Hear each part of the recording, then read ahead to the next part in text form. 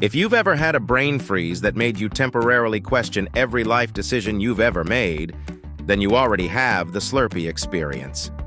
That icy, neon-colored drink from 7-Eleven that feels like it could power a glow-stick rave is more than just a frozen soda. It's a cultural icon. But what if I told you the Slurpee wasn't the result of some genius food scientist, but instead, a broken soda machine? Yep. The entire Slurpee empire traces back to one guy, one malfunctioning freezer, and a whole lot of thirsty customers. Let's dive into the chilly, accidental history of how the Slurpee was born, right here on History of Food.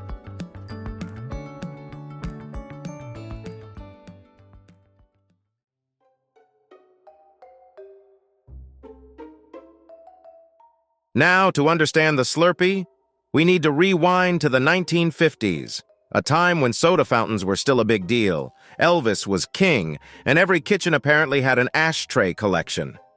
This was also when a man named Omar Knedlik, a Dairy Queen owner from Kansas, would stumble upon something legendary. Here's the setup. Omar's soda machine broke down. And when you're running a Dairy Queen, soda is a non-negotiable. People expect it. So instead of panicking, Omar improvised. He started storing bottles of soda in his freezer to keep them cold for customers. The problem? When customers cracked open those frozen bottles, the soda was slushy, half-frozen, and a total accident. The kind of thing most people would call a disaster. But Omar noticed something interesting. People loved it. In fact, customers weren't just okay with his frosty mistake. They started asking for it on purpose. Imagine that you walk into a Dairy Queen in Kansas expecting a Coke, and instead you get this weird, ICEE version that crunches between your teeth. Instead of complaining, people were hooked. Omar's oops had suddenly become a must-have. Now Omar wasn't about to ignore this trend. If people wanted icy soda, he was going to find a way to give it to them. So he tinkered, experimented, and eventually developed a machine that could make this slushy soda drink on demand. It wasn't sleek, it wasn't polished, and it certainly wasn't FDA approved at first. But it worked. And just like that, the Slurpee's grandfather had entered the world. But here's the twist. Omar didn't actually call it a Slurpee. His invention was originally branded as the ICEE. Yes, the same ICEE you still see at movie theaters and gas stations today. Omar licensed the technology, and the ICEE started popping up in stores across the country. So where does 7-Eleven come in? In the mid-1960s, 7-Eleven executives saw the ICEE and basically said, "We'll take that, but cooler." They struck a licensing deal, but they couldn't call it the ICEE because of branding restrictions. So 7-Eleven renamed it, the Slurpee, based on the slurping sound people made while drinking it. That's right. The name wasn't inspired by glaciers or cold winds or even marketing genius. It was literally just, hey, that sound people make, let's go with that. And history was made. From the very beginning, the Slurpee stood out. It wasn't just a drink, it was an experience. The bizarre, often fluorescent colors, the wacky flavor names like Banana Bliss or Blue Woohoo, and of course, the iconic oversized cup made it feel like more than soda. It was sugar, nostalgia, and brain freeze in a single gulp. By the late 1960s and early 70s, Slurpees weren't just a hit, they were a phenomenon. 7-Eleven leaned hard into branding, coming up with collectible cups that kids treated like prized possessions. Some even had superheroes, rock stars, or sports legends on them. Imagine drinking your frosty grape Slurpee from a cup with Batman's face on it. That was marketing gold. Now let's talk flavors, because part of the Slurpee legend is its unapologetically weird, sometimes questionable lineup. Sure, you've got the classics like Coke and Cherry, but 7-Eleven was never shy about experimenting. We're talking everything from pina colada to Sour Patch Kids-inspired blends. There was even a dill pickle Slurpee at one point. Yes, pickle. Because apparently someone thought freezing brine and sugar together was the future of refreshments. But here's the thing. Even when the flavors were bizarre, people kept coming back. Because the Slurpee wasn't just about taste, it was about the vibe.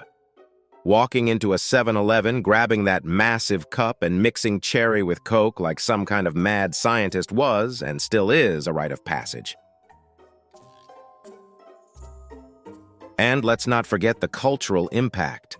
The Slurpee isn't just a drink, it's a piece of Americana. It's been featured in movies, TV shows, and even song lyrics. For decades, kids begged their parents for change just to get one, while adults justified it with the classic excuse, "It's hot out, I deserve this." Slurpees also became a weird symbol of convenience store coolness. After all, you couldn't get them just anywhere. 7-Eleven had the exclusive rights. And nothing says American icon like a product you can only buy next to a shelf of questionable hot dogs.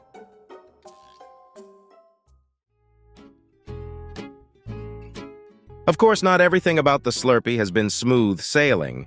Health advocates have raised eyebrows at the drink's sugar content. Some of those jumbo-sized cups can pack more sugar than a cake decorated by Willy Wonka himself. Over the years, 7-Eleven has experimented with light versions, smaller sizes, and even some sugar-free options. But let's be honest, nobody walks into a 7-Eleven for a diet Slurpee. If you're slurping, you're committing. Another quirky fact, in Canada, the Slurpee has achieved almost mythic status.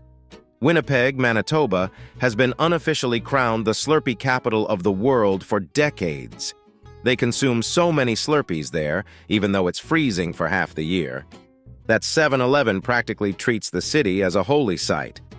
Meanwhile, the rest of us are just trying to figure out how Canadians can down frozen drinks in minus 20-degree weather without turning into popsicles themselves.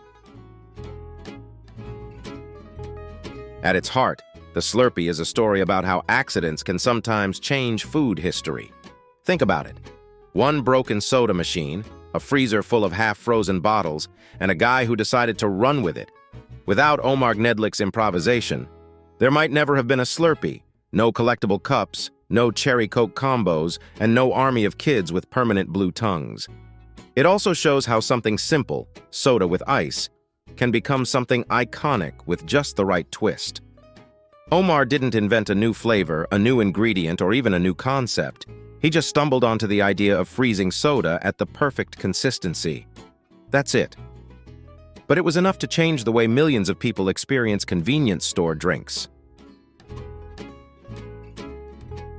So next time you're at 7-Eleven, staring at that hypnotic row of spinning Slurpee machines, remember this. You're not just drinking a frozen soda, you're sipping on history.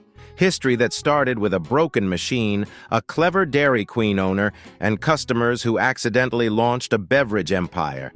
And yes, you're also sipping on about 40 grams of sugar and a guaranteed headache if you drink too fast. But that's the price of glory. The Slurpee isn't just a drink. It's a reminder that sometimes the best inventions come from mistakes. And in this case, the mistake just happens to taste like liquid cherry heaven. Or, if you're brave, liquid pickle nightmare. Either way, it's deliciously unforgettable. If you enjoyed this video, please check out our other bingeable channels. Thank you for watching. If you have suggestions for our next video, feel free to share them in the comments below. We'll be sure to give you an acknowledgement for your contribution.